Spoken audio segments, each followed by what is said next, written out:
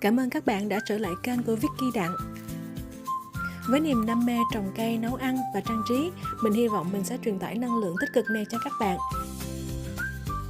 Hy vọng video sẽ đem đến niềm vui và hữu ích cho mọi người. Xin các bạn hãy đăng ký kênh để ủng hộ mình.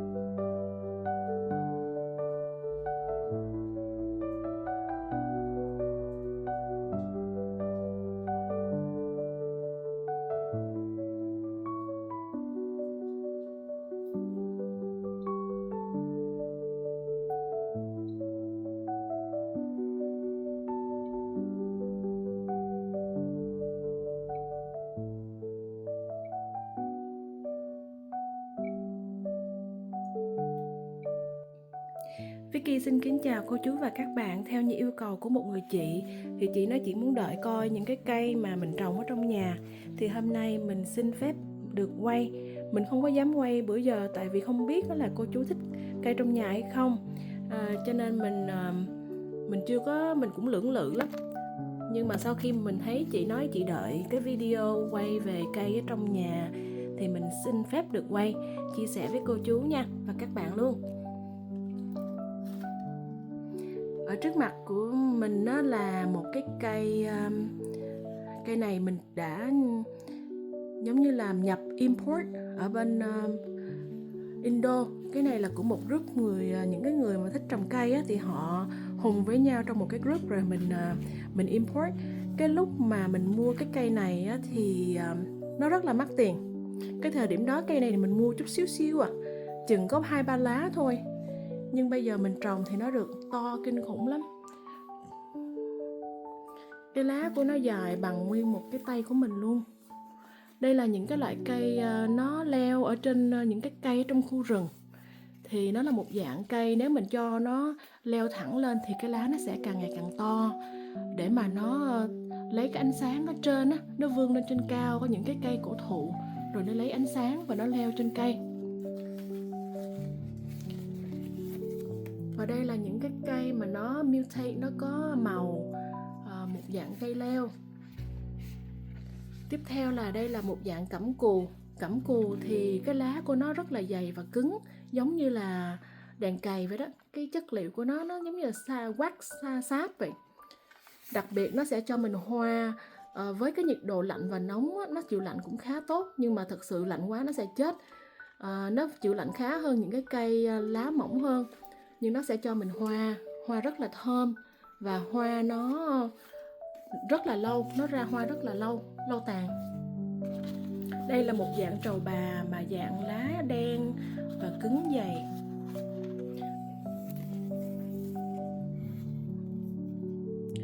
Mình trồng những cái cây này ở trong cái phòng phía trước nhà. Buổi sáng thì mình được những cái ánh nắng nó vào thì những cây này nó rất là thích nắng. Đây là một cái chiếc lá khá to kinh khủng lắm. Cái loại này nó thích được có nhiều cái hơi ẩm. Nhưng mà thật sự mình không thích có cái độ ẩm ở trong nhà. Cho nên mình trồng nó thì tới đâu hay tới đó đi. Nhưng nó rất là to. Và đây, những cái lá mới nó nằm ở đây. Cũng một dòng của nó thì mình không có nói tên tiếng Anh tại vì nó rất là nhiều cái tên mà khó nhớ lắm. Mình cũng không có để cái tag luôn. Chủ yếu mình trồng là mình ngắm cái lá.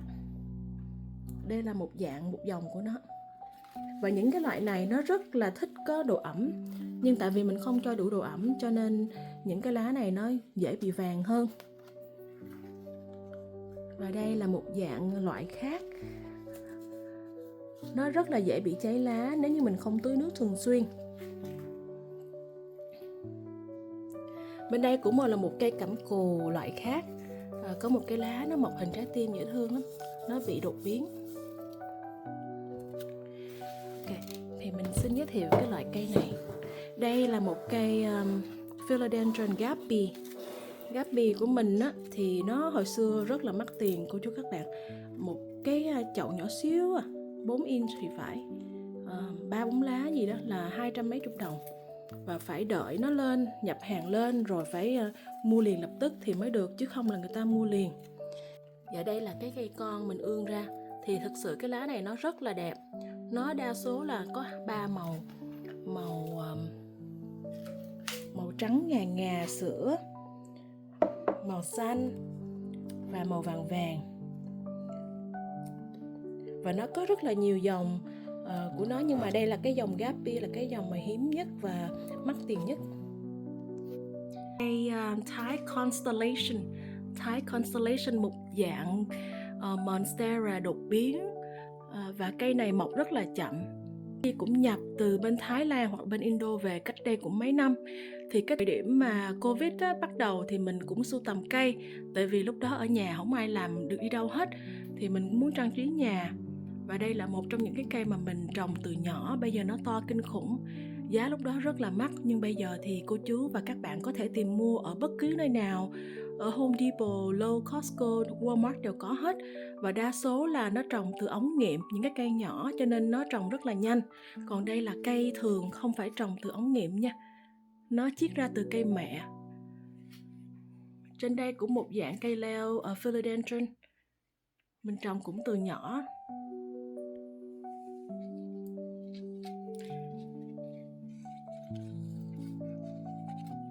Và đây là một cây Gapi nữa mình chiết ra. Cây nó tên là Ring of Fire. Nó cũng khá to. Và mình cũng sẽ chuẩn bị tặng cái cây này cho một người bạn, tại vì mình cũng muốn giảm đi, nhiều quá không chăm sóc hết được.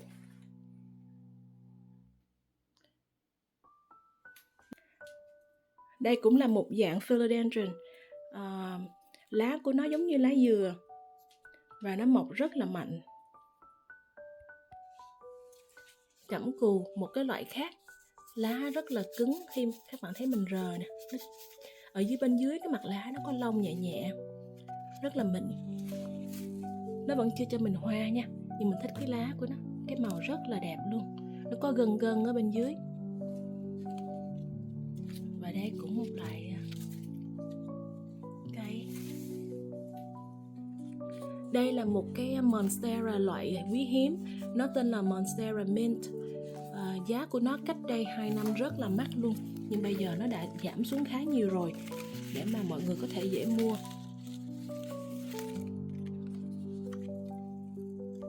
Kế tiếp đây là cây Monstera Albo.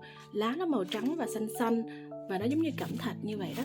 Hồi xưa thì nó cũng làm đình làm đám dữ lắm, nhưng bây giờ thì nó rẻ hơn nhiều rồi. Lúc trước thì mọi người thường hay lên eBay để mà đấu giá. Những cây này á, mình phải chăm sóc kỹ, nó rất là dễ bị những cái con giống như là spider mite hay là mealy nó bám vô.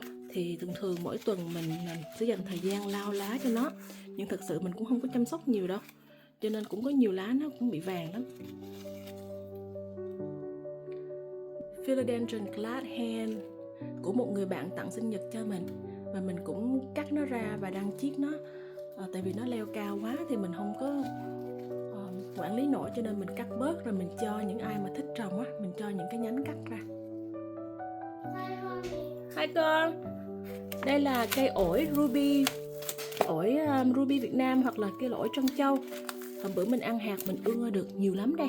Thì mình trồng nó ở dưới cái đèn á, cho nên nó phát triển rất là tốt. Năm nay mình sẽ lấy nó ra để mà chiết ra từng cây cho nó khỏe, nó phát triển. Bên trong đây có một vài cây cẩm cù. Cái lá của nó cứng ngắc à. Đây, các bạn có nghe tiếng không? Cứng lắm luôn á. Và đây là ổi Ruby Đài Loan, mình ươm từ hạt, nó đang lên đây. Có mấy cái con nó bu vô. Ổi Ruby Trân Châu thì phải ổi Trân Châu. Lên trên cao đây á, thì mình cũng có một cây Philodendron Jose. Đây là một loại cây hiếm. Đây tối quá không thấy rõ, nhưng các bạn thấy nó có hai màu này.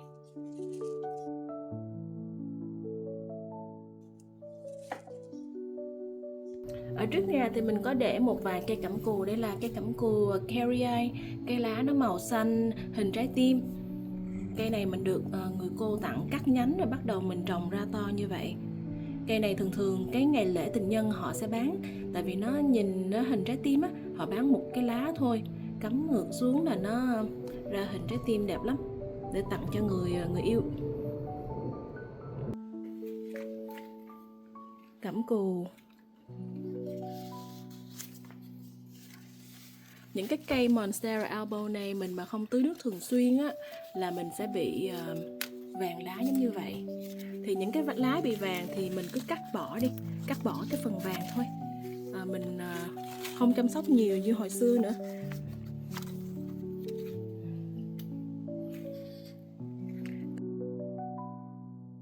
Bạn thân tặng cho mình,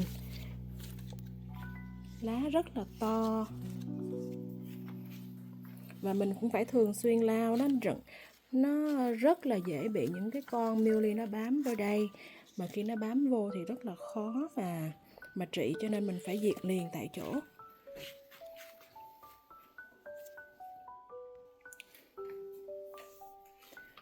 Và đây là một cái cây mình đang chiết. Hồi xưa có một cái video nhỏ mình có quay một đứa con của mình cầm cái cây này nè, nó to đứng, nó to còn cao hơn bé nữa. Nhưng bây giờ thì mình cắt nó xuống và mình đang chiết nó ra. Monstera mint mà mình chiết ra. Monstera aurea, lá vàng. Một loại cẩm cù, lá nó rất là to, nó có thể to gấp đôi cái lá này nữa, và nó rất là cứng. Bên đây cũng một loại cẩm cù khác nữa, mình thật sự không có thể nhớ hết cái tên của nó. Mình thích nó bởi vì nó rất là dễ trồng, cho dù nó có bị mấy con gì nó phá nhưng nó vẫn sống rất khỏe. Đây là một cái lá to kinh khủng, mình chưa bao giờ thấy luôn.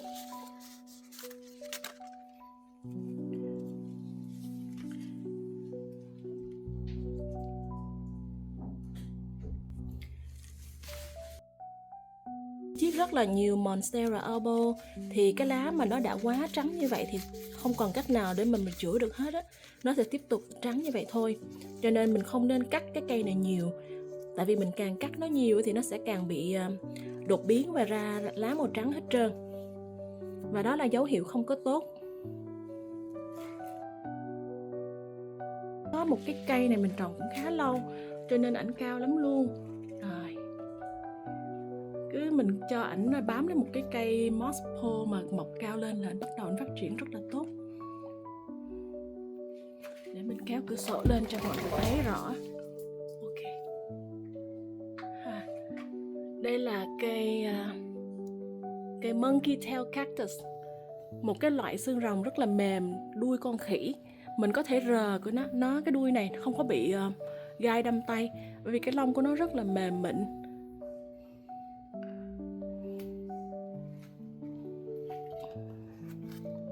Cẩm cù,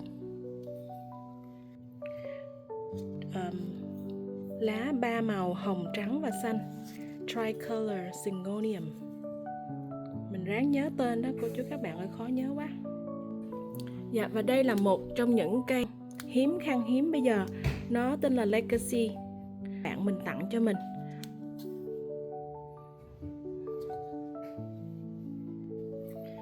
Chỗ nào mà có cửa sổ là chỗ đó mình cho cây ở chỗ để nó phát triển. Đây.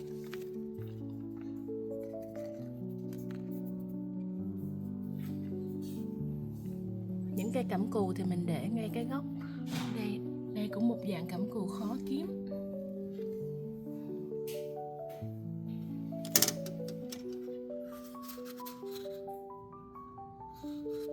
Cái lá của nó cứng ngắc, ngầu dễ sợ luôn á.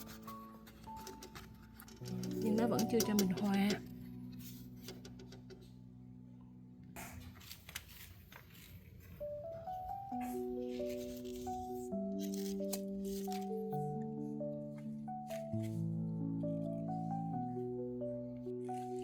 Và bất kỳ chỗ nào có ánh sáng là mình sẽ cho cây ở đó.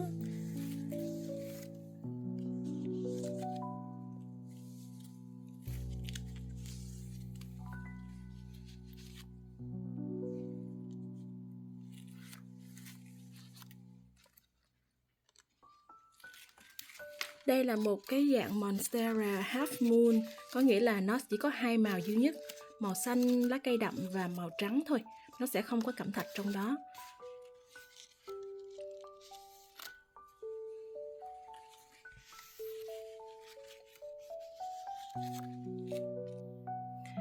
Cái cây này thì rất là dễ trồng, không cần ánh nắng nhiều và không cần tưới nước nhiều nữa.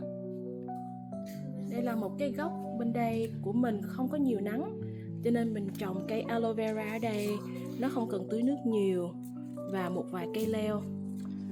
Nó leo khá cao luôn, nó bám cái tường nó đi lên, chắc cũng khoảng 10 feet hơn.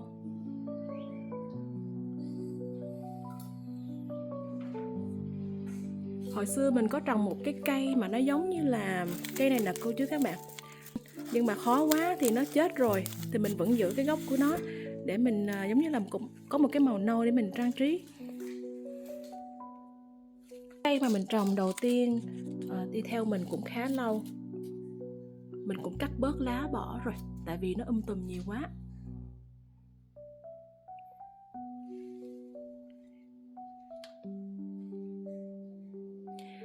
Các bạn sẽ hỏi là mình trồng cây làm sao, cách giữ cho cây trong nhà như thế nào, thì thật sự mình không có chăm sóc nhiều. Một tuần hoặc là một tuần hơn mình tưới một lần thôi. Mình càng chăm sóc nó nhiều thì nó sẽ dễ bị chết.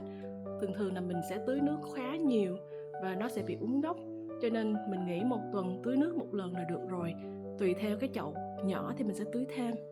Lá mới mọc ra, mình giúp một người bạn đem nó về cứu nó, bởi vì nó cũng gần chết rồi, cho nên cô ấy nói Vicky ơi giúp mình đem nó về đi, tại vì nó không có thấy nó phát triển cái gì hết. Thì khi mình đem về mình cho nó ngay ngoài cửa sổ thì cô chú các bạn cũng thấy nè, lá mới nó mọc ra rất là nhiều luôn. Để mình quay sát cho mọi người xem. Đây, nó mọc tùm ra thì mình thấy là nó phát triển tốt, cho nên mình sẽ đem lại đưa cho người bạn của mình để chăm sóc tiếp. Cây này thì họ rất là thích, một cây rất là dễ trồng, không cần nhiều ánh nắng.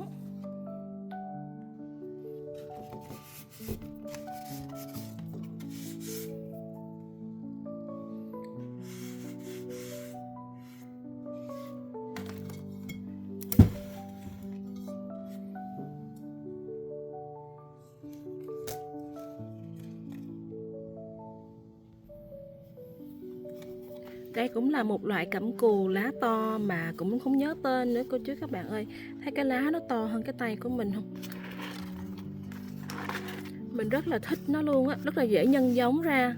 Chỉ cần cắt một cái nâu là như chỗ này nè, cô chú thấy cái phần giữa có một cái lá ở giữa thì mình cắt ngay phần này thì cái phần này nó sẽ ra rễ và ra một cây mới. Thì mỗi lần mà mình muốn nhân giống mình cứ cắt ở dưới cái lá là mình sẽ dùng cái phần dưới đây là nó sẽ ra rễ thôi, ngâm nước là nó ra liền à. Mùa xuân thì mình sẽ đem cẩm cù ra ngoài đây, nó sẽ phát triển nhanh hơn ở trong nhà.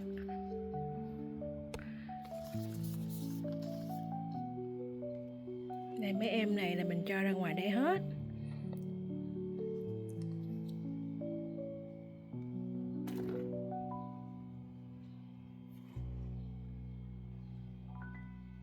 Và cũng một loại cẩm cù quý hiếm, đó là fish tail, giống như là cái đuôi cá mà nó có cái màu thêm màu trắng sọc sọc nữa. Đây, hôm qua thì mình phải đem cái em này ra đây mình thay chậu, bởi vì em ấy phát triển khá to. Cái đầu của em thì nặng ơi là nặng, cho nên em muốn gãy hết. Mình thích cái lá này bởi vì nó có lông lông ở ngay cái nhánh này, và nó cũng bị gãy một nhánh, cho nên mình cũng đang ngâm nước để mà nhân giống ra một cây khác nữa.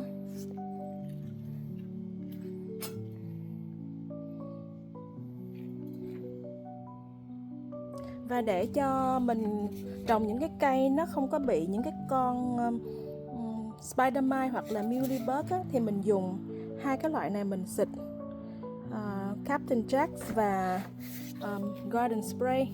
Mình cũng dùng cái này cho cây ngoài vườn luôn, nhưng mình kết hợp hai cái này lại với nhau để chăm sóc cái cây trong nhà.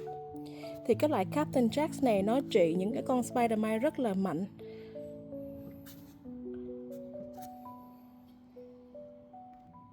Và một điều mà mình muốn chia sẻ với các bạn là khi trồng cây trong nhà thì thật sự mình đừng có quá chăm sóc nó.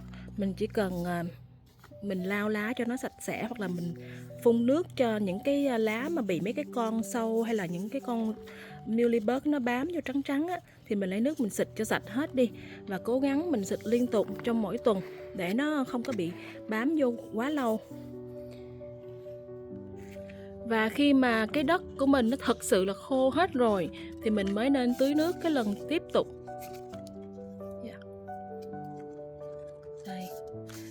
Và khi mình thấy cây của mình đang bị một cái con gì nó xâm nhập nó, thì mình nên đem nó ra khỏi cái vùng mà nó nằm chung với các bạn của nó xung quanh.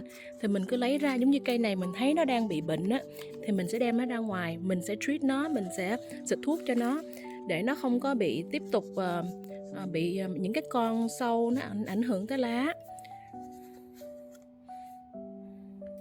Để mà chăm sóc cho lá cây thì mình có thể dùng cái loại mà leaf shine, mình xịt vô lá rồi mình chùi, hoặc mình có thể pha nước ở nhà mình xịt vô mình tưới.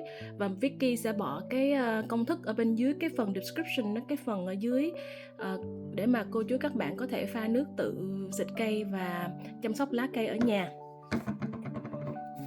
Ngoài ra, để cho cây lá phát triển tốt mà lá mọc to thì mình có dùng cái focus foliage.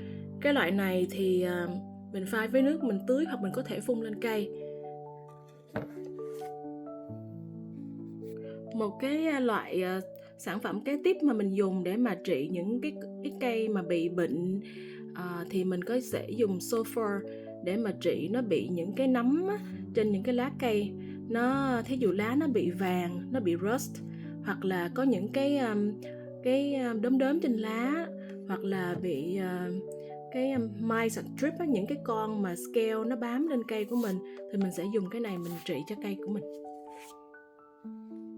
Và hồi xưa mình có dùng cái loại liquid dirt này để mà bón thêm phân cho cây, thì cái loại này nó rất là đậm đặc và cây nó rất là thích cái hiệu này, cái loại này.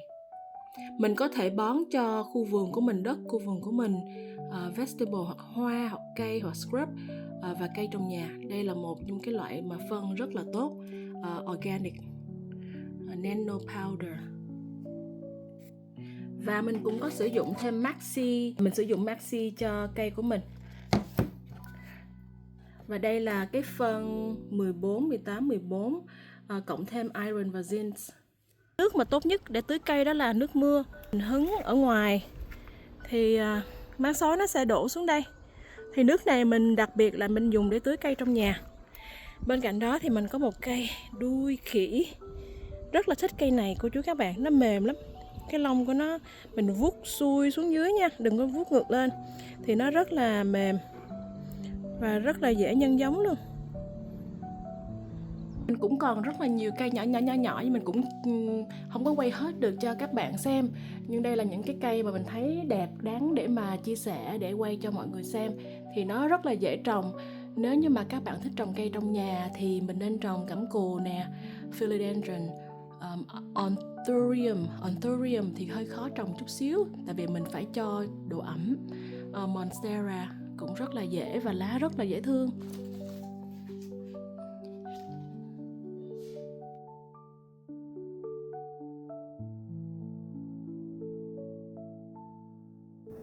Một hoặc 2 tuần thì mình dành thời gian để mà mình lau cái lá. Trên đây là công thức để mà mình có thể pha nước, xịt cho lá và lau. Mình nên lau ở trên mặt lá, và đặc biệt là ở dưới lá mình cũng phải lau. Ở dưới đó sẽ có rất là nhiều những con sâu nó trốn. Khi mình lau với công thức này thì lá của mình sẽ bóng như vậy nè, rất là sạch và bóng luôn. Lau bên dưới lá. Đây cũng là một cái cách để làm, cũng như là để cho mình thư giãn. Khi mình lau chùi hay cái gì đó trong nhà hoặc là chăm sóc cây của mình thì mình cảm thấy rất là thoải mái. Và mình sẽ lau cho các bạn xem nha. Khi mà lau xong mình thấy là lá của nó bóng mượt luôn.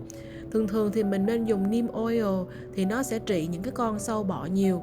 Và cái xà bông thì mình dùng xà bông loại mà không có chất chemical. Trong lúc lau chùi thì mình sẽ chia sẻ với các bạn công thức để pha đất cho đúng và dùng loại đất nào. Mình rất thích xài loại đất Fox Farm và Potting Mix cho cactus, cho cây xương rồng. Hai loại đất này nó thoát nước rất là tốt. Thêm vào đất thì mình sẽ cho một ít orchid bark, cái loại này mình hay dùng để mà trồng cây lan. Thêm vào đó một chút trân châu perlite và worm casting là phân trùng quế. Đối với mình 5 điều sau đây rất là cần thiết khi trồng cây trong nhà. Đất mình sẽ dùng đất tốt, thoát nước dễ. Nước thì mình sẽ dùng nước mưa tưới nếu được, và không được tưới quá nhiều, ít nhất 1 tuần một lần. Phân thì mình sẽ pha thêm phân để mà bổ sung thêm những cái chất vitamin cho cây. Ánh nắng là rất quan trọng. Cây phải có ánh nắng thì nó mới phát triển. Điều cuối cùng rất quan trọng là mình sẽ giữ sạch cây, lau chùi để không bị những con sâu bọ phá làm hư cây.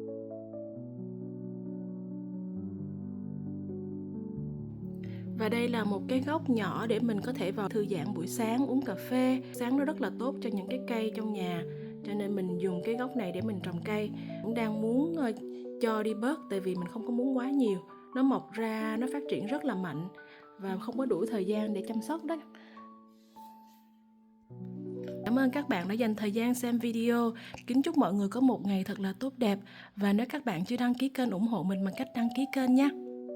Và nếu các bạn có câu hỏi gì về trồng cây trong nhà thì xin phép cho mình biết. Mình cảm ơn các anh chị đã đóng góp ý kiến trong những ngày vừa qua để mình có thể phát huy, làm những cái video đẹp, chất lượng và có ý nghĩa đem đến cho mọi người. Xin hẹn gặp lại và bye bye!